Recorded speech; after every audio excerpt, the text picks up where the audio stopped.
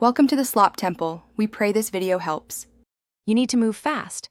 Confirm you have an Android phone with an active SIM and mobile data or Wi-Fi, because RCS uses your carrier or internet. Once ready, install or update Google Messages and set it as your default SMS app. Go to Settings, Apps, Messages, then set as default. After that, open Messages and tap Settings, then Chat Features to start the activation flow. Doing this first ensures the app can register your number with the RCS service and negotiate capabilities with contacts. Once in Chat Features, toggle Enable Chat Features on and watch the registration process. You'll see messages like waiting for network or verifying phone number.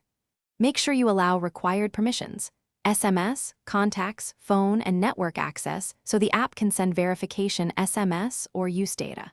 If prompted, confirm your phone number exactly as shown. Google or your carrier will register it for RCS.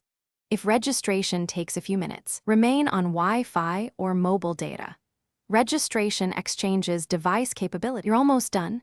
Send a message to a contact who also uses RCS and look for Chat Features active or a rich media indicator. That confirms success. If it fails, make sure carrier services and Google Messages are updated, then reboot the phone to refresh network registration. If problems persist, clear Messages app cache or toggle Chat Features off and on to force re-registration. Finally, make sure your carrier supports RCS. If not, contact carrier support. This single check often explains why activation won't complete.